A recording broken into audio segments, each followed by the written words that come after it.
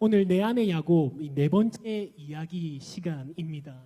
오늘 창세기 29장 1절부터 30절까지 말씀을 봐야 되는데요. 우리가 짧게만 읽었습니다. 하지만 1절부터 30절에 있는 말씀을 같이 쭉 한 번씩 보면서 말씀을 나눴으면 좋겠습니다.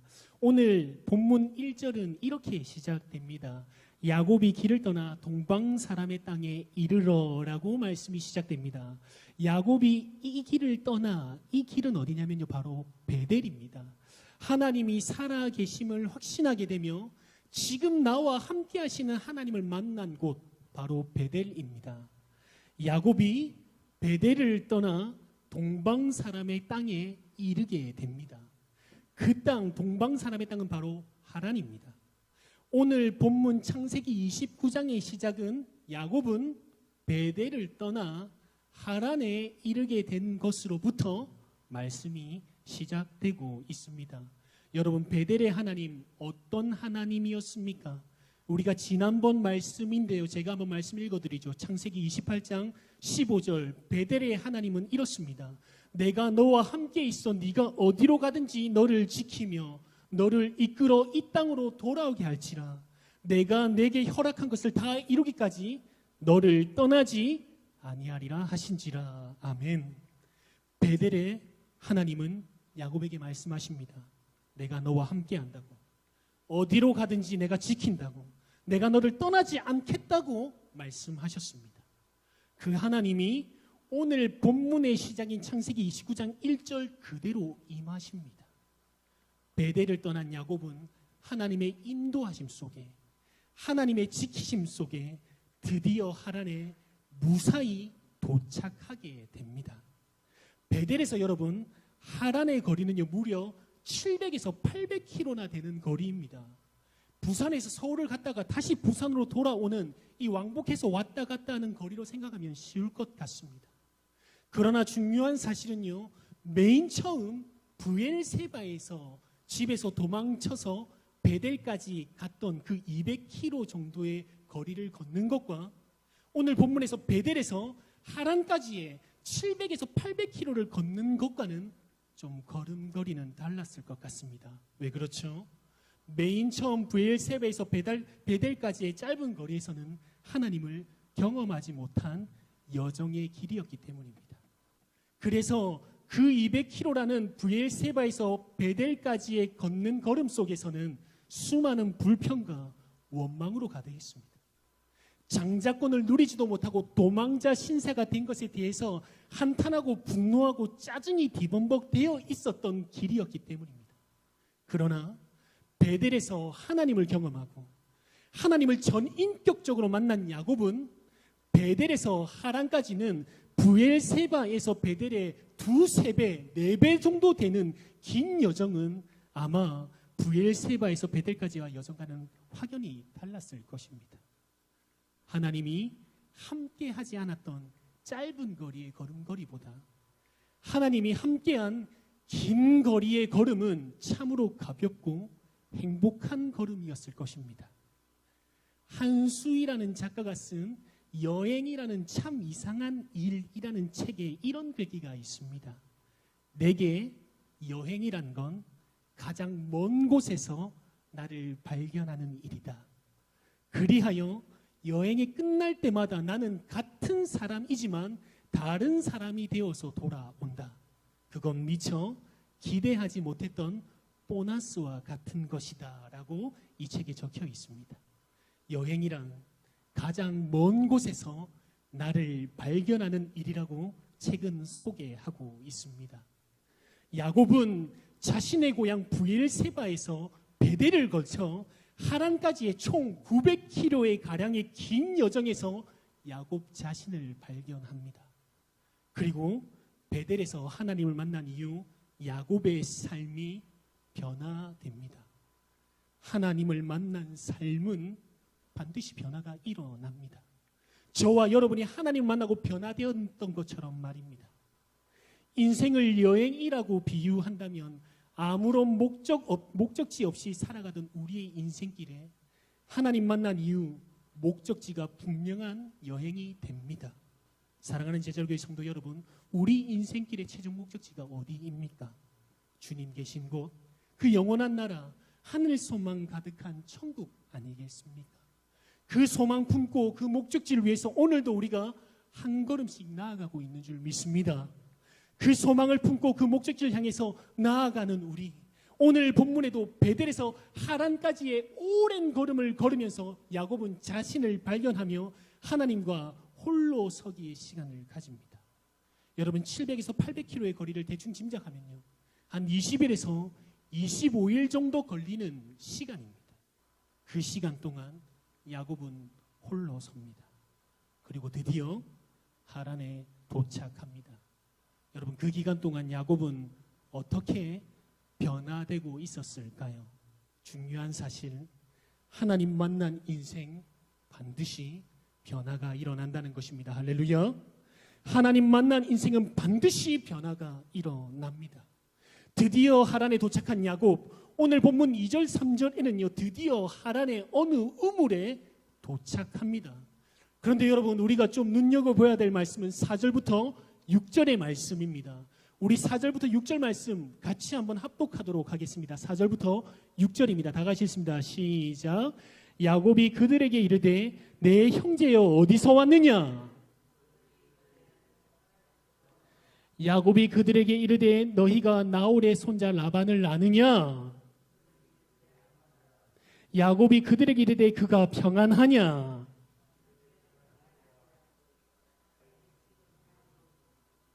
아멘. 지금 하란의 어느 우물물에 도착하여서 대화가 이어지고 있습니다. 야곱과 거기에 거주하고 있는 목자들과의 대화인데요, 여러분 여기서 중요한 사실은 그 대화를 주도하고 있는 사람이 여러분 누구입니까? 야곱입니다. 야곱은 원래 이런 적극적인 사람이 아닙니다. 소극적이며 어머니 리브가 치마 폭 속에 있었던 야곱이었습니다. 오히려 형 에서가 적극적이며 사냥을 좋아하고 외형적인 모습이지 야곱이 그렇게 적극적인 모습은 없었습니다. 그런데 야곱은 지금 상당히 주도적입니다. 당당하며 담대한 모습인 것입니다. 보시죠. 4절부터 6절까지의 말씀에서 이게 참 희한한 게 무엇이냐면요, 어느 새로운 한 사람이 어떤 집단, 어떤 단체, 어떤 공동체에 처음 들어갔는데요, 그러면 대부분 그 사람은 질문을 받게 되지 먼저 질문을 한다는 것은 지금 야곱은 상당히 주도적이며 당당하며 담대한 모습인 것입니다. 제가 우리 교회 맨 처음에 왔을 때도요, 제가 먼저 질문한 적은 없었습니다. 뭐 아는 게 있어야 질문도 하죠. 대부분 와서 이 새로운 사람이 이 제자로 공동체에 왔는데 대부분 와서 저한테 먼저 질문합니다. 뭐라고 제일 얘기 많이 한 줄 아십니까? 강사님 키 엄청 크네요. 키 몇입니까? 키 몇입니까? 이 질문 제일 많이 받아봤습니다. 나중에는 하도 많이 들으니까요, 맨 마지막에 이승희 권사님이 얘기하더라고요. 아니 강사님 키가 몇입니까? 몇이라 해가지고 제가 정확하게 그랬습니다. 지금 7시 53분입니다. 몇 센치라고 했으면 제가 198입니다라고 얘기했을 건데 몇입니까? 그러니까 시간을 그냥 알려드렸습니다. 처음에 가장 많이 받았던 질문입니다. 대부분 처음 온 사람에게 질문을 하지 처음 온 사람이 질문을 먼저 한다는 것은 아마 변화된 야곱의 모습이 확연하게 드러내는 장면일 것입니다. 야곱이 우물물에 이른 목자들에게 묻습니다. 어디서 왔느냐? 그러니 하란에서 왔다고 했습니다. 라반을 아느냐? 그들이 안다고 합니다. 그가 평안하냐? 평안하다고 하며 라반의 딸 라헬이 지금 여기로 올 것이라고 이야기합니다. 본문 7절입니다. 우리 7절 말씀 다 같이 한번 읽어보죠. 시작.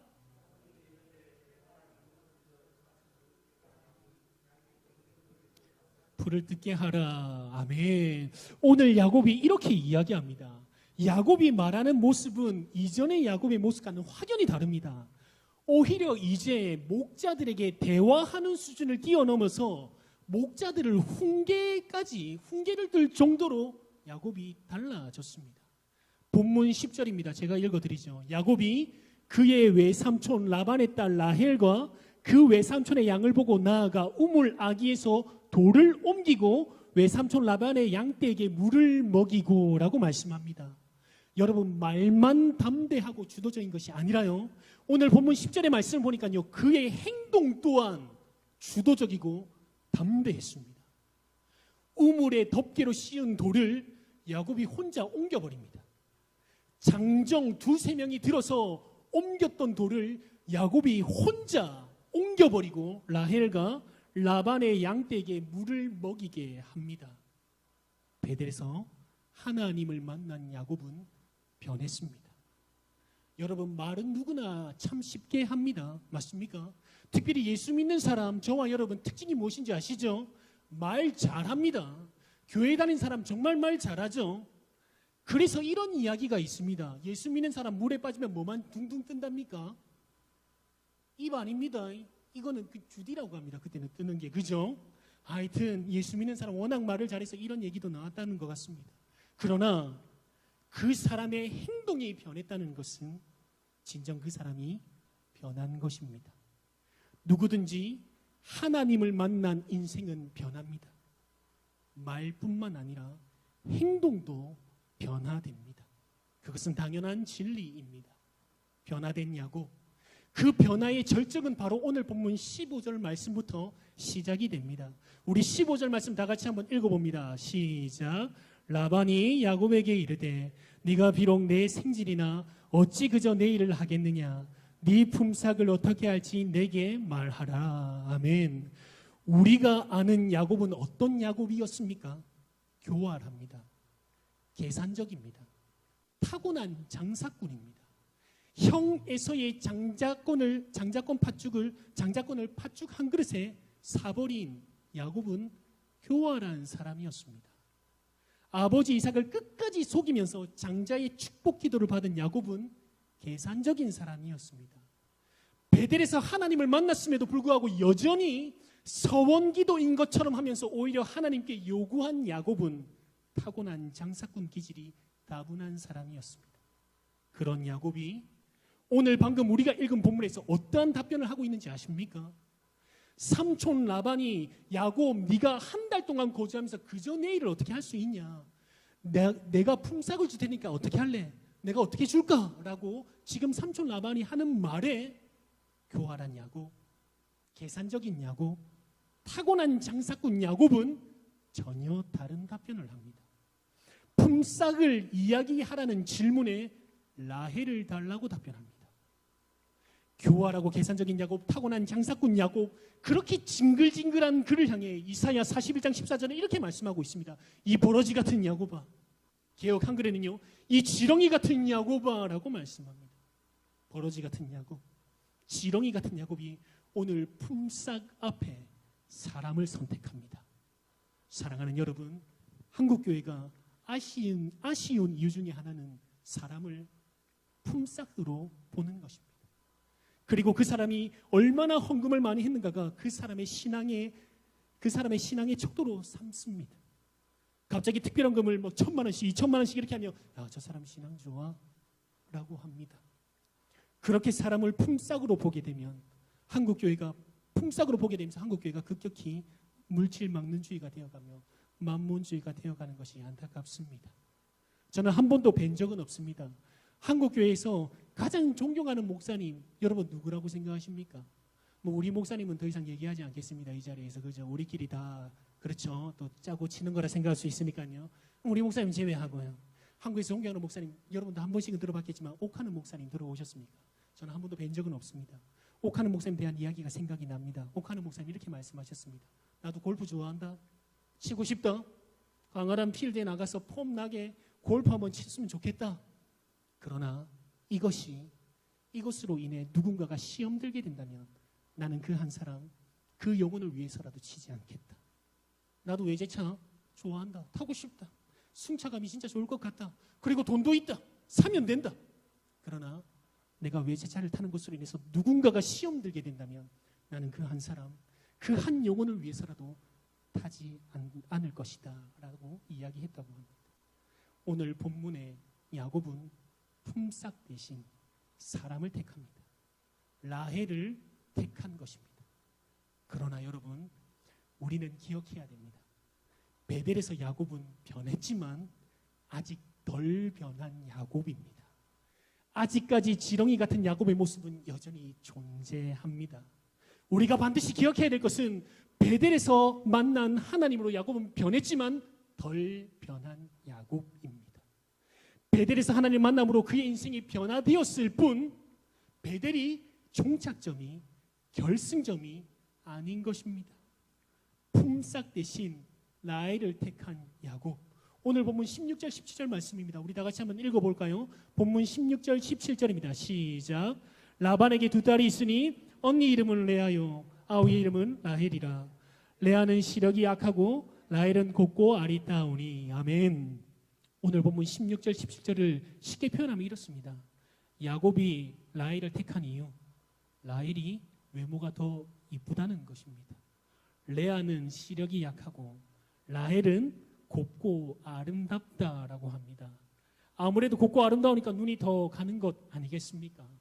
우리가 잘 아는 말씀이 있죠. 외모에 대한 이야기가 나올 때마다 사무엘상 16장 7절 하반절입니다. 사람은 외모를 보거니와 하나님은 어딜 본다고요? 중심 보신다고 하죠. 우리는 이 하반절에 대한 얘기가 더 많습니다. 하나님 중심 보십니다. 맞습니다. 하지만 여러분, 사람은요 뭘 본다고요? 외모를 봅니다. 여러분, 외모 중요합니다. 저도 오늘 좀 예쁘게 하고 나왔는데 잘 안 되는 것 같습니다. 하지만 사람은 외모를 본답니다. 얼굴을 뜯어 고치는 게 아닙니다. 자기 관리를 잘 해야 된다는 것이겠죠. 덜 변한 야곱은 그래도 하나님을 만나고 지속적으로 성화되어 갑니다. 오늘 본문 20절 말씀입니다. 우리 20절 말씀 다 같이 한번 읽어봅니다. 시작. 야곱이 라헬을 위하여 7년 동안 라반을 섬겼으나 그를 사랑한 까닭에 7년을 며칠같이 여기었더라. 아멘. 오늘 설교 제목입니다.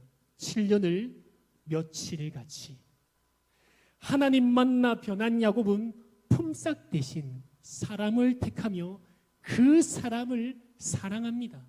7년을 며칠같이. 우리는 오늘 야곱의 사랑에 좀 집중하기를 원합니다. 7년을 며칠같이 여겼다는 것은 사랑이 미쳤다는 것입니다. 가끔 식사하러 가면 사람들이 묻습니다. 강사님, 뭐 드시고 싶으세요? 저는 늘 똑같이 대답합니다.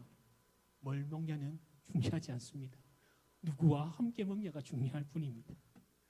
인생은 누구와 함께 하느냐에 따라서 시간의 개념이 달라집니다. 누구에게는 7년이 70년같이 여겨지지만 누구에게 7년은 며칠같이 여겨집니다. 그래서 어디 있냐보다 더 중요한 것은 누구와 함께 하느냐입니다. 제가 짧은 인생을 살아가면서 가장 잘한 것이 하나 있다면 결혼을 좀 빨리 한 것입니다. 26세, 24때는 제 아내를 결혼하자 해가지고 결혼했습니다. 저희 집은 잘 살지 않습니다. 저희 아내 집도 잘 사는 집은 아닙니다. 사랑하니까 집불도 없어서 막 그냥 결혼했습니다. 뭐 라면 끓여 먹으면 안 되겠나 이런 마음으로. 지금 돌아보니 제가 그때 어떻게 결혼했는지 잘 모르겠습니다. 사랑은 모든 것을 초월하는 능력입니다. 아가서 8장 6절에서 7절 말씀 제가 읽어드립니다. 너는 나를 도장같이 마음에 품고 도장같이 팔에 두라. 사랑은 죽음같이 강하고 질투는 수월같이 잔인하며 불길같이 일어나니 그 기세가 여호와의 불과 같으니라. 많은 물도 이 사랑을 끄지 못하고 홍수라도 삼키지 못하나니 이 사람이 그 온 가산을 다 주고 사랑과 바꾸려 할지라도 오히려 멸시를 받으리라. 아멘. 사랑의 힘은 무서운 힘입니다. 죽음같이 강하고 많은 물도 이 사랑을 끄지 못하고 홍수라도 삼키지 못합니다. 오늘 야곱의 열정적인 사랑 앞에 우리의 모습 돌아보기를 원합니다. 열정적인 사랑, 자신을 불태우는 사랑이 우리에게도 동일하게 임하기를 기도합니다. 나희덕 시인이 쓴 여러분 군불이라는 시가 있습니다. 군불이 무슨 뜻인지 아시죠? 이 군자가 무슨 뜻이죠? 필요 없다라는 뜻의 군이죠. 그래서 필요 없는 불, 군불. 시는 이렇습니다.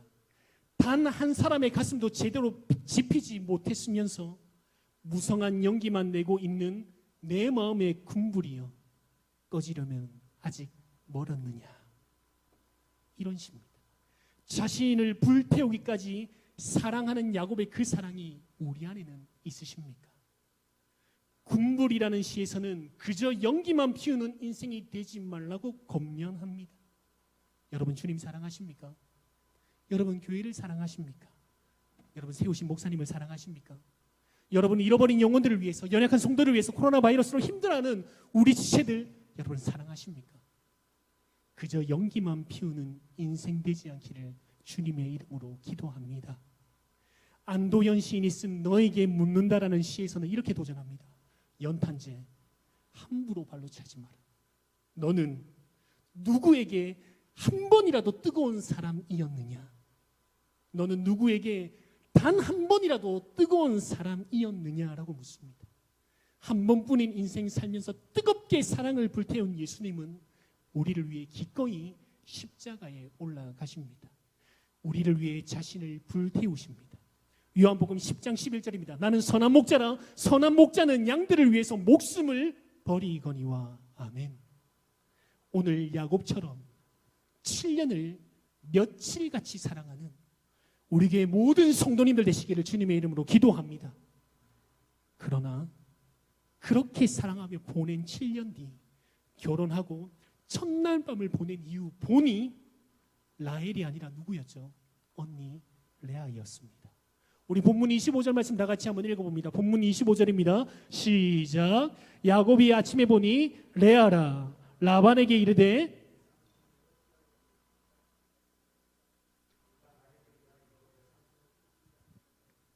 외삼촌이 나를 속이심은 어찌됨이니까. 아멘. 어찌하여 내게 이같이 행하셨습니까? 내가 라헬을 위해서 7년 동안 외삼촌을 섬기지 아니하였나이까. 잔뜩 화가 났습니다. 감정을 주체할 수 없습니다. 베델에서 변한 야곱이지만 아직 덜 변한 야곱입니다. 갖은 증오와 미움과 살기가 가득한 채 외삼촌 라반에게 분노합니다. 참을 수 없을 정도로 손이 부들부들 떨리면서 제어가 안 되고 이러다가 사고를 칠 수 있을 정도의 수준에 다다릅니다. 왜 내게 이렇게 행하느냐고. 왜 내가 외삼촌을 7년 동안 잘 섬겼는데 어찌 나를 속이냐고. 살기가 가득한 모습입니다.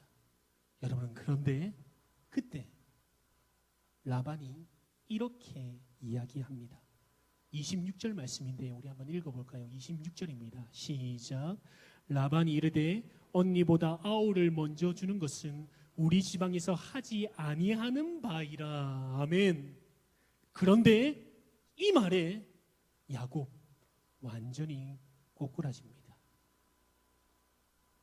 언니보다 아우를 먼저 주는 것은 우리 지방에서는 하지 않는다. 갑자기 잊고 있었던 야곱 자신의 옛 모습이 떠올랐던 것입니다.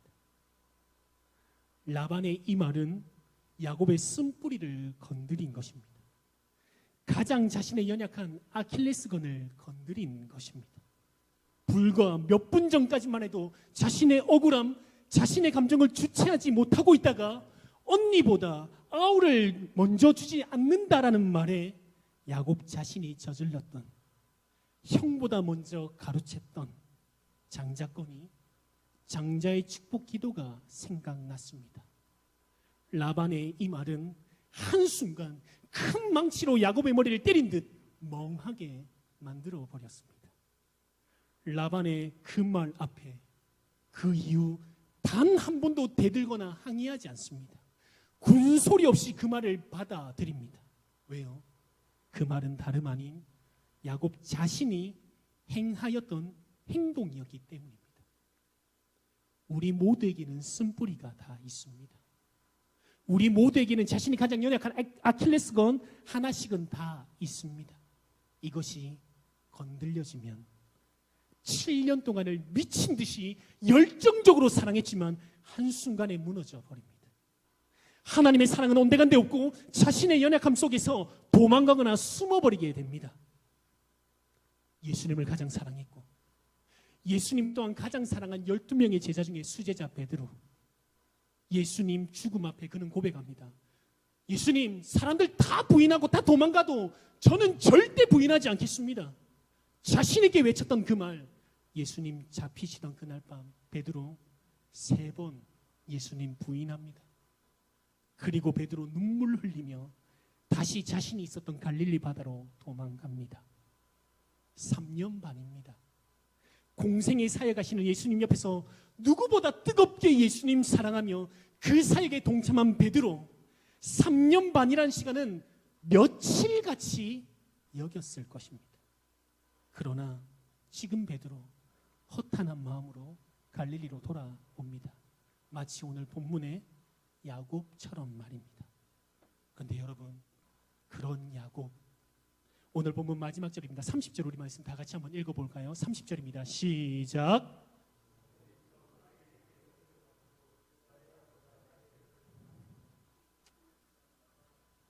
아멘. 여기서 중요한 단어는 다시라는 뜻입니다. 다시 7년 동안 섬깁니다. 이것이 야곱의 진정한 변화된 모습입니다. 베델에서 만난 하나님, 내가 너와 함께 있어 네가 어디로 가든지 너를 지키며 너를 이끌어 이 땅으로 돌아오게 할지라 내가 내게 허락한 것을 다 이루기까지 너를 떠나지 아니하리라 하신지라 말씀하신 하나님, 그 베델의 하나님, 그곳에서 만난 하나님, 야곱은 덜 변했지만 이미 변한 야곱입니다. 베델의 하나님은 야곱을 변화시켜가고 있었습니다. 그 자리에 주저하지 않고 다시 일어나 7년, 도합 14년을 섬깁니다. 다시 7년을 섬길 수 있었을 때는 단순히 라헬이 곱고 아리따운 용모 때문이 아니라 다시 7년을 섬길 수 있었던 것은 전적인 하나님의 사랑을 기억한 것입니다.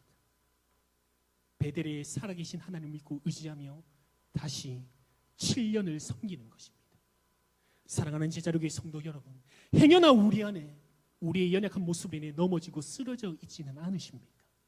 오늘 베델의 하나님을 기억하시기를 바랍니다.